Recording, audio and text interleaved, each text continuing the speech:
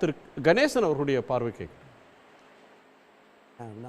நேற்று நைட்டு ஒரு 8:30 நைட் 11:30 வரைக்கும் பாகிஸ்தான் தரப்புலேருந்து ஒரு 300லேருந்து 400 ட்ரோன்ஸ் நமது நாட்டு மேலே லடாக்லேருந்து கீழே சர் க்ரீக் அப்படின்ற இடம் குஜராத்தில் இருக்குது. இந்த எல்லையில் ஒரு 36 டார்கெட்டை எய்ம் பண்ணி 300லேருந்து 400 ட்ரோன்ஸ் அந்த ஸ்வாம் வந்து பாகிஸ்தானால் ஏவப்பட்டுச்சு. இதில் என்ன அப்படின்னா, இது எதுவுமே ஒரு முழுமையான ஒரு தாக்குதலுக்கான ஒரு முயற்சி இல்லை. இது வந்து இன்னைக்கு வந்து நம்ம வெளியுறவுத்துறை அச்சுறுத்தல் முயற்சியா? அச்சுறுத்தல் முயற்சியும் கிடையாது. இது என்ன அப்படின்னா, இது வந்து ஒரு டாக்டிஸ்.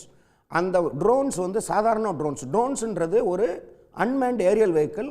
அதை வந்து ஆளில்லா விமானம்னு சொல்லுவாங்க. நம்ம சாதாரணமாக கல்யாணத்தில் கூட பயன்படுத்துறது ஒரு ட்ரோன் தான். அதோட கொஞ்சம் பெரிய சைஸில் உள்ள ட்ரோனு. இதை வந்து இராணுவத்தில் பல விதத்துக்கு பயன்படுத்துவாங்க. Surveillance, recce, target identification, post strike damage assessment, directing ஆர்டிஃபயர்னு பல விதத்துக்கு பயன்படுத்துவாங்க. ஆனால் இப்போ லேட்டஸ்ட் டெக்னாலஜி என்ன அப்படின்னு பார்த்தீங்கன்னா, லாய்ட்ரிங் மூனிஷன்னு அதுலேயே எக்ஸ்ப்ளோசிவ்ஸ் ஒரு 25லேருந்து 50 கிலோ வரைக்கும் எக்ஸ்ப்ளோசிவ்ஸை லோட் பண்ணி அது ஒரு சூசைட் மிசைனில் அந்த அனுப்புவாங்க. அந்த ட்ரோனுங்கிறது போய் இலக்கை அடைந்து துல்லியமாக இலக்கை மோதி வெடித்து தாக்கி சிதறிவிடும். இந்த ட்ரோன்ஸ் தான் இன்றைக்கி வந்து இஸ்ரேல், உக்ரைன் எல்லா வரலையும் பயன்படுத்தப்பட்டு வருது. நேற்று அந்த மாதிரி ட்ரோன்ஸ் அவங்க அனுப்பியிருக்காங்கன்னு சொல்லி அனைத்து ஊடகங்கள்லையும் இந்த செய்தியை பரவப்பட்டது. ஆனால் அவங்க அனுப்புனதில் பெரும்பாலான ட்ரோன்ஸ் எம்டி ட்ரோன்ஸ், சாதாரண ட்ரோன்ஸ். ஒரு சில ட்ரோன்ஸில் மிக சிறிய வச்சு அனுப்பியிருக்காங்க. இது எதுக்கு அப்படின்னு பார்த்தீங்கன்னா, நம்மளுடைய ஏர் டிஃபென்ஸ் சிஸ்டம் எந்த அளவுக்கு எஃபெக்டிவாக இருக்குது, நம்மளுடைய ஏர் டிஃபென்ஸ் வெப்பன்ஸ் எங்கெங்கே லொக்கேட் ஆகிருக்கு, அதனுடைய செட்டப் என்ன, நம்மளுடைய தயார் நிலை என்னன்னு தெரிஞ்சுக்கிறதுக்கான ஒரு முயற்சி. இது எதற்கு என்றால், மெயினாக அவங்க வந்து நாளையோ பின்னாளில் அந்த மாதிரி ஒரு வான்வெளி தாக்குதல் நடத்தும்போது இந்த டிஃபென்ஸ் சிஸ்டத்தோட லொக்கேஷனை தெரிஞ்சுக்கிட்டா இதை அவாய்ட் பண்ணிட்டு வரலாமே அப்படிங்கிறதுக்கான ஒரு முயற்சி இது அப்படிங்கிறத நம்ம வெளியுறவுத்துறை செக்ரட்டரி கிளியராக சொன்னார். இதில் வந்து இன்னொரு இது என்னன்னு பார்த்தீங்கன்னா, இதில் வந்து 300லேருந்து 400 ட்ரோன்ஸில் வந்து எல்லாத்தையுமே நம்ம சுட்டு வீழ்த்திடல. நம்ம அவ்வளோ பெர்ஃபெக்ட் ஏர் டிஃபென்ஸ் சிஸ்டம் உலகத்தில் யார்கிட்டையுமே கிடையாது. ஆனால் சில ஊடகங்கள் வந்து எல்லாத்தையுமே கொக்கரித்து கொண்டு இருந்தார்கள். அது தவறான செய்தின்னு நம்ம ஊடகமும் எல்லா ஊடகத்துலையும் சொல்கிறது இதுதான். அதிகாரப்பூர்வமாக வர்ற வரைக்கும் இது பண்ணணும். இன்றைக்கி வந்து அதிகாரப்பூர்வ அறிவிப்பு என்னவென்றால், இதில் வந்து மோஸ்ட் ஆஃப் தம் நம்ம வந்து மிட் ஏர் இன்டர்செப்ட் பண்ணிட்டோம் அப்படின்னு. மோஸ்ட் ஆஃப் தம் பெரும்பான்மையினால். இதில் வந்து மற்றதுக்கு என்ன ஆச்சுன்றதை வந்து பிளாங்காக விட்டுட்டாங்க.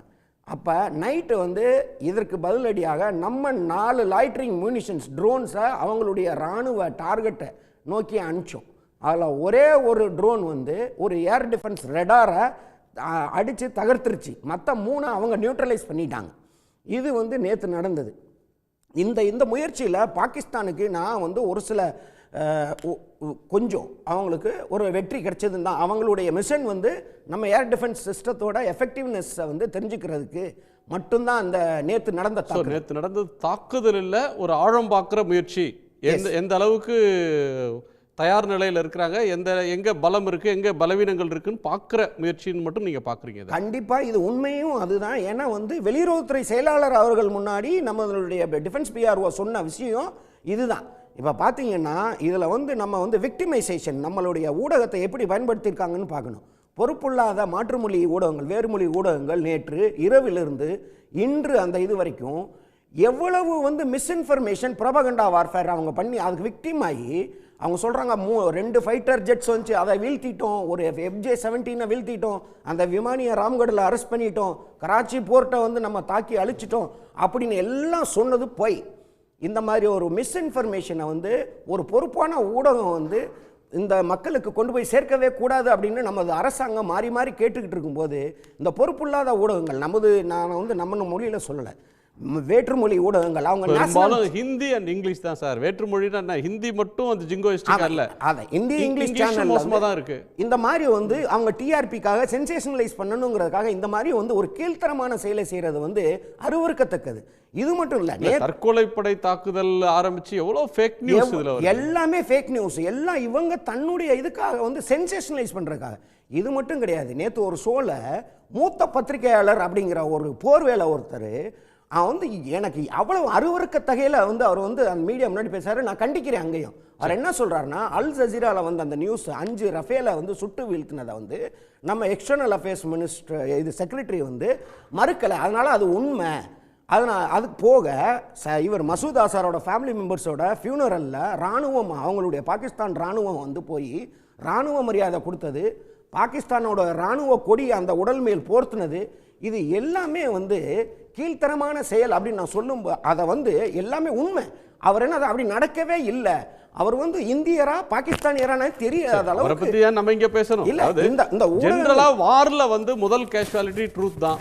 ட்ரூத் அதுதான் நான் சொல்ல வரேன். மூத்த பத்திரிகையாளரின் பேர்ல மனநிலை பாதிக்கப்பட்டவங்க மாதிரி பேசுறது, இந்த ஊடகங்கள் ஒரு சில மாற்றுமொழி ஊடகங்கள் இந்த மாதிரி வந்து சென்சேஷனலைஸ் பண்றேங்கிறதுக்காக தவறான செய்தியை கொடுக்கிறது, இதுதான் நம்ம போராட வேண்டிய முதல் எதிரி.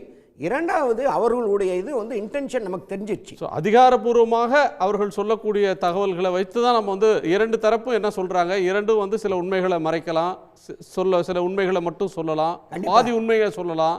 கண்டிப்பா அது வார்ஃபேர்ல நடக்கக்கூடிய ஒன்று. இதைத்தான் நான் இப்ப சொல்ல வரேன். இப்ப பாத்தீங்கன்னா பாகிஸ்தானோட DGISPR director general inter services public relations ஒரு 3 ஸ்டார் ஜெனரல் வந்து இன்னைக்கு காலையில ஸ்டேட்மெண்ட் கொடுத்தாரு. அவருடைய அந்த ஸ்டேட்மெண்ட்டை வச்சு தான் இவங்கெல்லாம் குதிச்சுட்டு இருந்தாங்க. இந்தியா வந்து 2 ஃபைட்டர் ஜெட்ஸை சுட்டு வீழ்த்திருச்சு, அது வந்து இன்ஃபர்மேஷன் வார்ஃபேர், அது உண்மை கிடையாது. அதை வந்து இன்னைக்கு நம்மளுடைய எக்ஸ்டர்னல் அஃபேர்ஸ் செக்ரட்டரி வந்துட்டார். இப்போ நம்ம சைடில் பார்த்தீங்கன்னா ஒரு சில விஷயங்கள் உண்மையா இருந்தாலும் CNN போன்ற ஊடகங்கள் கூட ரஃபேல் தொடர்பா போடுறாங்களே. அவங்க போட்டதை பார்த்தீங்கன்னா CNN அபுதாபி வந்து டிஃபென்ஸ் மினிஸ்டர் ஆஃப் பாகிஸ்தான ஒரு இன்டர்வியூ நேற்று எடுத்தாங்க. அதில் கேட்குறாங்க, நீங்கள் வந்து 5 ரஃபேலை சுட்டு வீழ்த்திட்டதா சொல்கிறீங்களே, அதுக்கு உங்கள்கிட்ட எவிடன்ஸ் இருக்கான்னு கேட்கும்போது அந்த மினிஸ்டர் உண்மையிலேயே ஒருத்தா இருந்தவராக இருந்தால் அதோடைய எவிடன்ஸ் என்னன்னு சொல்லிடணும். ஊடகங்களில் இருக்குது அப்படின்னு சொன்னால் அல் ஜசீரா மாதிரி ஒரு ஊடகங்கள், இந்த மாதிரி விலை போகும் ஊடகங்கள் CNN போட்டாங்க. CNN கிடையாது, CNN தான் அந்த இன்டர்வியூ எடுத்ததே. CNN வந்து ஒரு நேற்றைக்கு வந்த செய்தி வந்து என்னன்னா, ஒரு பிரெஞ்சு இன்டெலிஜென்ஸ் சீனியர் அஃபிஷியல் வந்து ஒரு ரஃபேலை வீழ்த்திட்டாங்கன்னு சொன்னதா CNNல ஒரு செய்தி இருந்தது. அது எல்லாம் இது வந்து அதிகாரபூர்வமாக ப்ரூஃபை கொடுத்து அதிகாரபூர்வமாக பிரஸ் கான்ஃபரன்சஸ்ல இவங்க அட்மிட் பண்ணாலோ சொன்னாதான் நம்ம வந்து அதை ஏற்றுக்கொள்ள முடியும். கண்டிப்பா நம்ம இந்தியன் எக்ஸ்பிரஸ்ல ஒரு அன்ஐடென்டிஃபைடு ஒரு ஏர்கிராஃப்ட் ஒரு பிளேன் வாஸ் டவுன் அப்படின்னு சொல்லி எனி ப்ரொஜெக்டைல். இப்போ வந்து ஒரு அன்மேன்ட் ஏரியல் வெஹிக்கிள் சின்னது இருக்கு, பெருசு இருக்கு, எது வேணா இருக்கலாம். ஆனா ரஃபேல் சுட்டு வீழ்த்தப்பட்டது அப்படிங்கிறது வந்து மிகப்பெரிய போய். நம்ம ரஃபேல் வந்து ஸ்கிராம்பிள் ஆகல, அவங்களுடைய ஃபைட்டர் ஜெட்ஸும் இது வரைக்கும் யாருக்கு வரவே இல்லை. ஆனா இங்க இருந்து கிளம்புனது, அங்க இருந்து கிளம்புனது, நம்ம சுட்டு வீழ்த்தணும், அவங்க சுட்டு வீழ்த்தணும்னு இந்த மிஸ் இன்ஃபர்மேஷன் வார்ஃபேர் தான் போயிட்டு இருக்கு இப்போ. ஸோ முதல்ல வந்து ஊடகங்களே ஜிங்கோயிஸ்டிக்கா ஒரு போர் வெறியூட்டும் செய்திகளை, மக்களை பீதியில் ஆழ்த்துற செய்திகளை போடுறது தப்புன்னு சொல்றீங்க. தேசிய நலன் கருதி அதை செய்யக்கூடாதுன்னு. உடனுக்குடன் செய்திகளை தெரிந்து கொள்ள சன் நியூஸ் பெல் ஐகானை கிளிக் பண்ணுங்க.